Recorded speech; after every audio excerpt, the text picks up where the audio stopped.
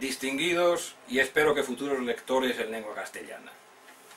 Es para mí un privilegio poder acceder a este medio por gentileza de la editorial Retorno, que va a publicar la obra que ahora tengo el honor de presentar. Teoría de las Españas. ¿Y qué son las Españas?, se preguntarán muchas personas. Estoy completamente seguro, queridos amigos, que si preguntáis, y sobre todo a la gente joven, ¿qué son las Españas?, os van a mirar con suma extrañeza. Sin embargo, este es un término histórico que se ha pronunciado y usado hasta bien entrado el siglo XVIII y aún durante el siglo XIX. Los documentos oficiales de la monarquía española nunca hacían referencia al reino de España, sino al reino de las Españas, y el rey o monarca se titulaba rey de las Españas. Esto es un hecho histórico que cualquier persona con interés puede comprobar. Por lo tanto, lo que en este libro se trata de demostrar es precisamente que este concepto de las Españas implica una comunidad popular variada. Y lo podríamos definir como conjunto de pueblos que habitan la península ibérica y las islas pobladas por oriundos de esta, nietos de celtas, iberos y vascones, e hijos de la romanidad y el germanismo, los cuales, como consecuencia de la invasión musulmana y frente a esta, se van desarrollando paralelamente a lo largo de la llamada Reconquista, hasta quedar perfectamente delimitados en el siglo XVI. ¿Cuál es el origen de este libro? Pues he de confesar que es meramente personal. Yo comencé a escribir estas notas porque desde muy joven no me conformé con la historia que me contaban. Me hacía preguntas y me las seguía haciendo durante muchos años sobre qué era España, qué es ser español, dónde termina, dónde acaba, cuándo empieza. Y estas preguntas que me intrigaban y que me acosaban, las fui respondiendo poco a poco con muchísimas lecturas de autores de toda índole. Por lo tanto, el origen de este libro es en realidad tiene un motivo personal. Lo que sucede es que, dado a leer o hablando de estos temas con muchos amigos míos, me animaron a poner en formato libro todos estos pensamientos. Y yo consideré que era importante, porque ellos mismos me dijeron que en efecto contenían cosas desconocidas para el gran público. Y se hablaban de temas incluso a veces tabú en el mundo político de antes y de hoy. Por lo tanto, ¿cuál es el propósito de este libro, al fin de cuentas? Pues el propósito de este libro no es otro, aparte de mi satisfacción personal por haberme encontrado las respuestas que buscaba, es enseñar o tratar de mostrar a todos mis compatriotas cómo somos nosotros, por qué somos así, y sobre todo, dar unas respuestas, hacer unas propuestas para que podamos entendernos y conocernos, para que podamos vivir en paz y buena concordia. El objetivo de este libro, pues, no es crear polémica, aunque sin duda la creará. El objetivo es llegar a conclusiones, y a conclusiones fraternales entre nosotros. El libro está dividido en dos partes. En la primera hacemos una introducción de lo que es la teoría que después vamos a presentar. Y por lo tanto, llevamos a cabo una propuesta, una primera propuesta que casi podíamos considerar como revolucionaria, por lo menos muy renovadora. Vamos a usar también en este libro una nueva terminología política que puede extrañar al lector. Después estudiaremos también nuestra península, físicamente, tal como es, y también antropológicamente, tal como fue y tal como es. Veremos las distribuciones de las áreas antropológicas antiguas y su huella en la época actual. Estudiaremos el concepto de nación. Veremos la confusión que hay entre monarquías y naciones. Aplicaremos después todo lo que hemos llegado a expresar en relación con Europa. Y aplicamos estos conceptos identitarios hacia España con Europa. Continuaremos después con las claves para entender las Españas y los orígenes históricos de estas. En estas claves, que son muy importantes, estudiamos cómo era la península en la época romana, cómo, dentro de lo podemos saber por los escritores de época, cómo pensaban los hispanos de la época romana, cómo pensaban los romanos de Hispania, qué conceptos tenían de sí mismos, para después definir también, con la entrada de los germanos en la península, cómo veían estos germanos a la España, porque no solo eran los visigodos, sino también los suevos, que fueron los que se quedaron, luego vándalos y alanos. Alanos eran un pueblo caucásico, no germánico, pero sí indoeuropeo, que no permanecieron en la península. Pero también veremos cómo pensaban estos pueblos al respecto de la península en los que ellos comenzaron a vivir. Y por último hacemos la propuesta de organización política, mejor dicho, no es una propuesta, es un hecho. Hacemos la expresión de cómo quedó España constituida al final de la Reconquista del siglo XVI. Esto no es una cuestión de opiniones, es un hecho. Los reinos de las Españas bajo don Felipe II, que es cuando España y las Españas estuvieron políticamente unidas por primera vez después de los godos, y no con los reyes católicos, como se dice, puesto que Portugal no formaba parte de las Españas con los reyes católicos, y con Felipe II sí. En ese caso, decimos pues cómo quedó España constituida en el siglo XVI bajo el gobierno de Felipe II. De esta primera parte vamos a destacar unos puntos. Lo que antes decía de una propuesta revolucionaria. ¿A qué me refiero? Las Españas están integradas, volens nolens, en la comunidad antropológica que definimos como Europa. Esto es incuestionable. Y nuestro destino está fatalmente encadenado al destino de todos los demás pueblos europeos. Ante el peligro real de la desaparición de Europa, y esto no es ningún mito, porque lo estamos comprobando, Europa puede desaparecer, nosotros vemos como necesario construir un nuevo movimiento euroidentitario, de carácter popular y, por qué no decirlo, de carácter socialista. Es necesario construir un nuevo movimiento que pare la destrucción de esta Europa, que como todos muy bien sabemos está invadida por pueblos de otros orígenes, hasta tal punto de que hay capitales europeas donde no puedes distinguir que estás en una capital europea. Pero por ello mismo se hace también igualmente necesario el radical cambio de la terminología política al uso. Nosotros ya vamos a dejar de usar los términos antiguos de los estados, este otro estado, y estamos proponiendo y proponemos una gran confederación que llamamos imperio, confederación imperial que agrupará toda Europa desde Vladivostok a Gibraltar. Y digo Vladivostok porque Siberia forma parte de Rusia y Rusia forma parte de Europa. Después de esta confederación imperial propondríamos que los viejos estados cambien sus estructuras y nombres y se conviertan en espacios geopolíticos. Estos a su vez estarían subdivididos en ámbitos étnicos, geográficos, económicos o históricos, y estos a su vez en áreas identitarias. Esta última subdivisión, el área identitaria, es la más importante porque constituye verdaderamente lo que es una nación, que son generalmente comunidades más bien pequeñas, pero que son verdaderas naciones. Este escalonamiento, o mejor estos círculos concéntricos, constituyen Europa. No tratamos en este libro de cómo hacerlo, eso sería propio de un tratado político. Esto es solo una introducción y una propuesta.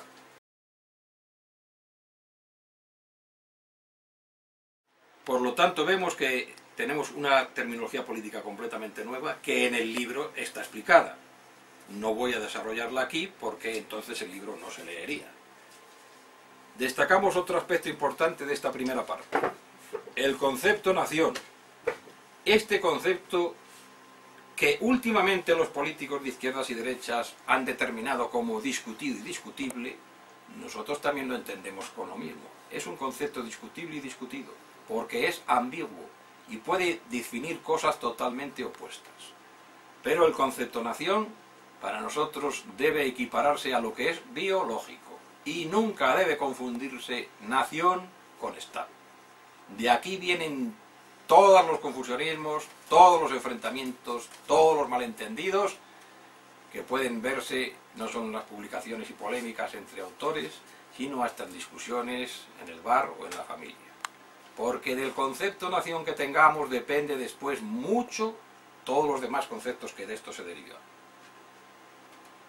Nosotros no vamos a hacer ahora aquí una exposición demasiado larga sobre esto, porque para eso está escrito y para eso invito a mis oyentes a que lo lean. Pero podemos decir que nuestro concepto es que la nación es una comunidad estable, históricamente formada por un idioma, un territorio, una vida económica, unas instituciones, una cultura, costumbres y carácter, reflejados en unos símbolos y banderas, que constituyen todos ellos un hecho diferencial.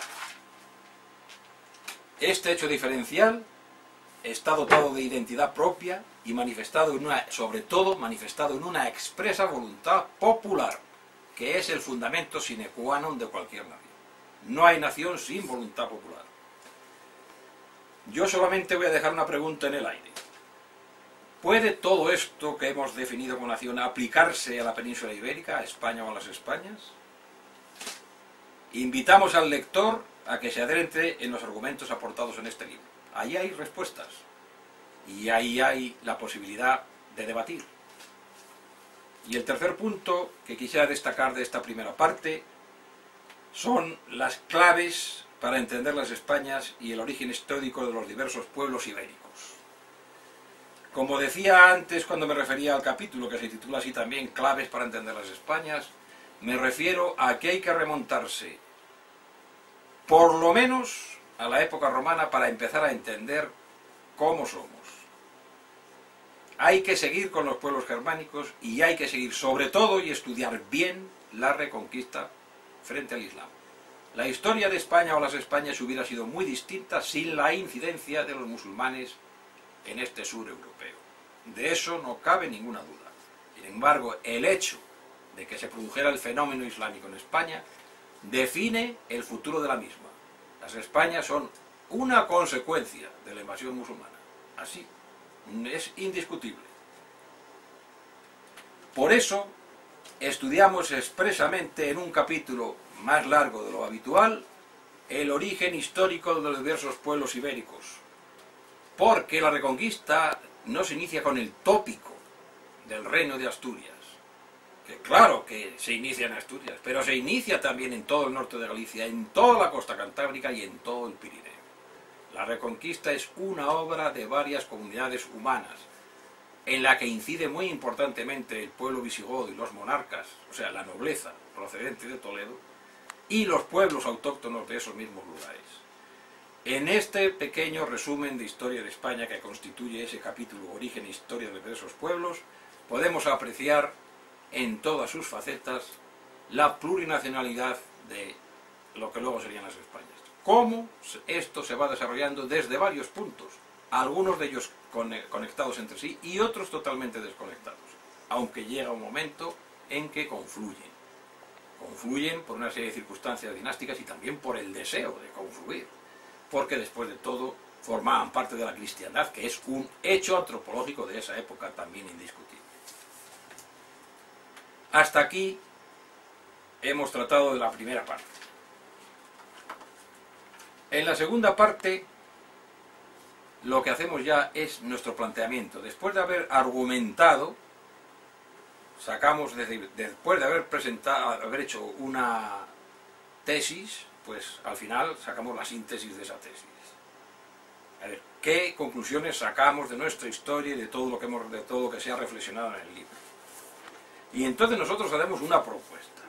Insisto en que son propuestas políticas, no dogmas de ningún tipo. Propuestas que estamos todos, en todo momento, dispuestos a compartir, a debatir, a defender o a cambiar si se nos demuestra lo contrario. Hemos subdividido la península y lo que son las Españas prácticamente en 7 grandes ámbitos étnicos, que como decimos el ámbito étnico, que puede ser geográfico, puede ser histórico, puede ser incluso nacional en algunos casos, no tiene un valor político en sí, es una agrupación de comunidades que nosotros proponemos como una base de partida. Por eso hacemos una pequeña subdivisión en la que decimos los primeros, los llamados países celtas. Nosotros sabemos que la cultura celta se extiende hasta un tercio o quizá más de toda la península en los tiempos antiguos. Pero actualmente lo que consideramos ya celta propiamente dicho, muchas veces pues por mera comodidad al hablar o al referirse, queda reducido a una franja del Cantábrico y a Galicia. Ahí está la Cantabria, la antigua Cantabria, la Asturia, que ahora se llama Asturias, y luego ahora diremos por qué, y Galicia. Asturias se dice en plural, en el libro ya incido en ello, pero ahora viene a cuento decirlo, porque eran dos, las Asturias de Oviedo y las Asturias de Santillana, es decir, lo que fue Cantabria después. Por eso se dice Asturias en plural, y es la única que se dice, no hay Cataluñas ni hay Galicias, pero Asturias sí porque eran dos. Pero, como digo, Cantabria llegó a ser, era ya una parte, y llegó a tener, y ya tenía nombre propio, como lo tiene ahora. Y esto sería el primer área, el primer ámbito étnico. Después hay un gran ámbito que es el de la meseta ibérica, que está compuesto por los antiguos reinos de León, de Castilla, la región de Extremadura, que era una prolongación de León, el reino de Toledo con La Mancha, que es una prolongación de Castilla hacia el sur, y el señorío de Molina, desconocido, pero un auténtico estado medieval independiente durante toda la Media y hasta hoy. El actual rey de España, Juan Carlos I, fue a tomar posesión del señorío de Molina como señor de Molina en los años 70. Una de las primeras cosas que hizo, ya después de morir Franco, ya como rey. Fue una noticia en la provincia de Guadalajara, porque Molina está incluida en la provincia de Guadalajara por obra y gracia del ministro Burgos en el año 1833, pues bueno. Pero es un señorío, está casi despoblado, lo habita muy poca gente, es una ciudad preciosa a la que invito a visitar, pero es una parte de lo que es España, y es un estado. O sea, fue un estado y entonces como tal tiene que ser reconocido hoy, y de hecho el rey lo reconoce porque va a titularse el señor de Molina.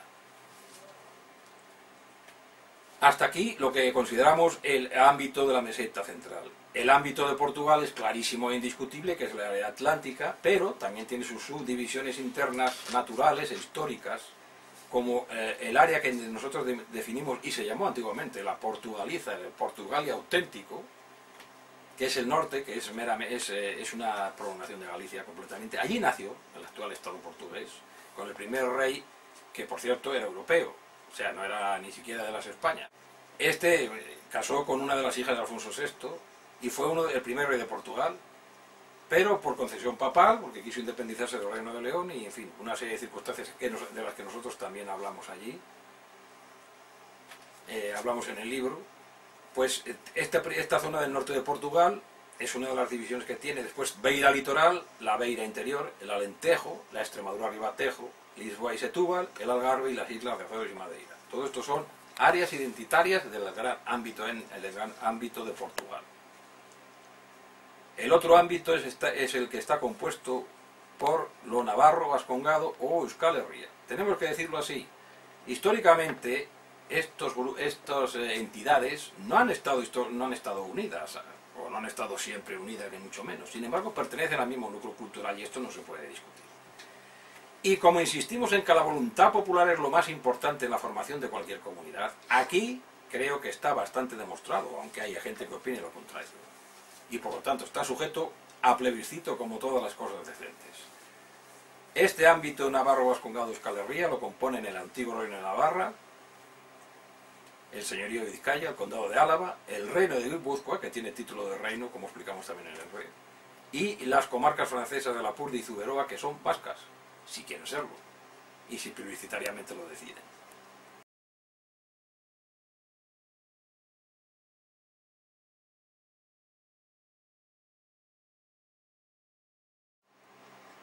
Después está el ámbito de los países ibero-mediterráneos, que es aquel ámbito oriental de las Españas, en la que está incorporado. Esto es un ámbito histórico, y existió realmente como tal, porque es lo que se llamó Corona de Aragón, que es el Reino de Aragón, el Principado de Cataluña, Condes de Barcelona, el Reino de Valencia y el Reino de Baleares, con una baronía o señorío de Pitiusas, porque las islas Pitiusas, Ibiza y Formentera, ni desde el tiempo de los romanos ni en la Edad Media estaban incluidas en Baleares. Baleares es Mallorca y Menorca, y Pitiusas son Ibiza y Formentera. Los mismos isleños de estas dos pequeñas islas así lo consideran. El último ámbito es el insular canario, del que poco hay que decir. Es evidentemente un ámbito étnico y nacional porque está constituido por 7 islas pobladas tenían una antigua población que no desapareció, que se mezcló con los primeros colonizadores, que eran por cierto mallorquines y catalanes, cosa que la gente ignora, y después por castellanos en su mayoría. Allí se ha formado una comunidad evidentemente clarísimamente definida, y es el séptimo de los ámbitos de las Españas. Por último, hablamos de la capital federal. Aquí que queremos decir que para evitar todo tipo de centralismos, pero dado que la ciudad de Madrid lo ha sido desde el siglo XVI, no tiene por qué dejar de serlo, puesto que nuestra idea federal es amplísima y no implica centralismo alguno. Simplemente situar en una zona céntrica desde el punto de vista geográfico podría resultar más cómodo, cuando además esta ciudad está dotada de la infraestructura necesaria para seguir siendo una capital federal, siempre y cuando los pueblos así lo pacten y lo determinen. Porque sostenemos que son los pueblos los que tienen que decidir. Los pueblos de España son libres y soberanos y deben reunirse y pactar cómo quieren vivir. Es decir, que nadie tiene derecho a conceder ni independencia ni autonomía, nadie tiene autoridad para conceder nada. Somos nosotros los que nos concedemos a nosotros mismos en libre pacto lo que queremos, siempre en justicia, en orden y con fraternidad. Siguiendo esta línea, proponemos en el libro unos nuevos símbolos para las Españas. No queremos desarrollar demasiado este tema porque nos gustaría que el lector se adentrara en él. Concedemos una gran importancia a la heráldica. La heráldica es el lenguaje de los símbolos. En la heráldica se lee la historia de un pueblo como la historia de una familia. Y hemos intentado, y creemos que conseguido, una buena reproducción de los escudos heráldicos auténticos e históricos de las Españas. En algunos casos, de estos ámbitos étnicos que os cito, por no haber constituido ninguna entidad política previa, hemos diseñado un escudo que pudiera representar a esta comunidad. Ahora bien, las áreas identitarias, que son las pequeñas naciones que constituyen España, esos sí tienen todos, sin ninguna duda, un símbolo que los identifica. Ninguno de estos símbolos son invenciones. Todos o casi todos han nacido en la Edad Media, con unas motivaciones o con otras, pero hoy son identificados por cada pueblo y cada pueblo se siente identificado con ellos. Por eso decimos que damos mucha importancia a la heráldica y hemos dedicado un capítulo precisamente a mostrar con dibujos a todo color estos escudos heráldicos. Estamos seguros que será uno de los atractivos de este libro, precisamente. También, antes hablando de la historia y de cómo se fueron desarrollando a lo largo de la historia, hemos introducido una larga serie de mapas que muestran sin ninguna tendencia, sin ninguna idea previa, cómo la Reconquista se fue desarrollando.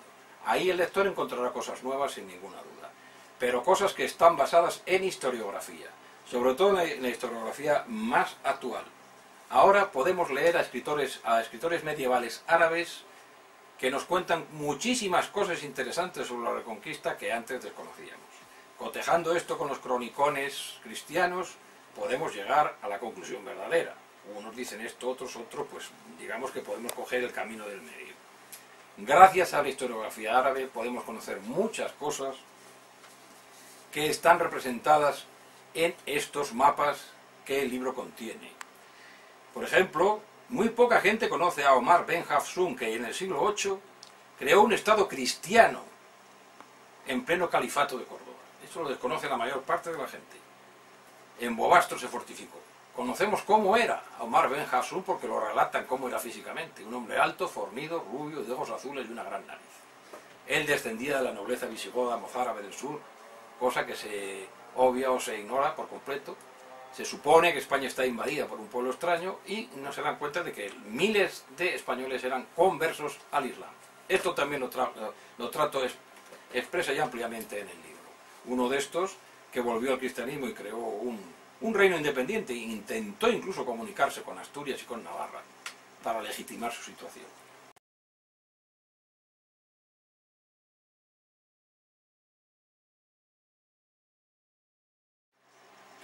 Todo esto es muy brevemente expresado el contenido del libro. Ahora si la paciencia de los que me escuchan lo permite, terminaremos con unos extractos del epílogo. Que con serena conciencia y firme convicción hemos expuesto sin reservas nuestra teoría de las Españas. Una teoría que ha intentado demostrar la pluralidad nacional de los pueblos hispánicos, pero que al mismo tiempo invita a la unidad entre ellos por medio de un pacto asumido con lealtad y generosidad, para que con acuerdos comunes consigamos la armonía social en justa convivencia. Reconocemos, pues, la pluralidad nacional, al igual que reconocemos la soberanía y libertad de todas y cada una de las naciones hispánicas y su derecho a la autodeterminación. Pero en contrapartida justa, promovemos como vitalmente necesaria la solidaridad popular entre las mismas, pueblos libres y soberanos que tomen en asamblea decisiones colectivas, porque debemos afrontar los mismos problemas ante un futuro que se nos presenta como reto. Darnos la espalda unos a otros, o lo que es más grave, enfrentarnos unos con otros, es la mayor estupidez que podemos cometer. Esta es, en conclusión, nuestra teoría, que juntos hemos vivido muchos siglos y que igualmente juntos vamos a estar por el resto de la historia, porque vivimos en una península. Si tenemos que estar juntos, a menos que optemos por una migración colectiva a puntos diferentes del planeta, estamos obligados a entendernos, puesto que compartimos la misma tierra. Y si tenemos que compartir nuestro suelo, creemos que lo más inteligente, además de justo, es hacerlo amigablemente. Por eso se impone la necesaria coherencia para acordar en Asamblea de Naciones Libres unas normas de convivencia y un proyecto para construir el porvenir. Poniendo como primera piedra del edificio la idea de que las Españas como territorio peninsular e insular son la patria común de los españoles, sin menoscabo alguno de las patrias carnales de cada uno de nuestros pueblos, y sabiendo y admitiendo que pertenecemos también a un colectivo mayor que nos abarca, es decir, Europa, con la que tenemos en paridad una milenaria cultura y un antiquísimo parentesco genético. Nosotros hemos tratado de demostrar que otra forma de entender España, que llamamos los Españas, es posible, por encima del nacionalismo centralista, jacobino, superando el irredentismo separatista y más allá de una hispanidad foral que pone frontera a cal y canto en los Pirineos, pero se abre sin condiciones a las comunidades amerindias, mulatas o mestizas, solo porque también estas son católicas. Nosotros expresamos nuestro respeto a los pueblos americanos tal como son hoy. Pero tenemos mucha más relación con el europeo que con el americano, tal y como son las circunstancias actuales. Y además servimos de puente entre ambos continentes. Nuestra mano está tendida a todos, nuestra voluntad dispuesta al entendimiento. Nuestra mirada es limpia y franca. Nuestro proyecto es sugestivo, posible y creemos que necesario. En resumen, utilizando un lema del carlismo moderno que nosotros asumimos, nuestra propuesta es libertad para escoger, socialismo para compartir, federalismo para convivir y autogestión para decidir. Esta es, pues, nuestra teoría de las Españas. Unidad en la variedad, hermandad por consanguinidad y confluencia de comunes intereses, con respeto, afecto y cordialidad en el debate. Y con esa misma actitud volvemos nuestro rostro hacia nuestros hermanos de Europa, porque nuestro socialismo identitario también es pluralidad en la unión, fraternidad en la sangre y comunidad en la cultura.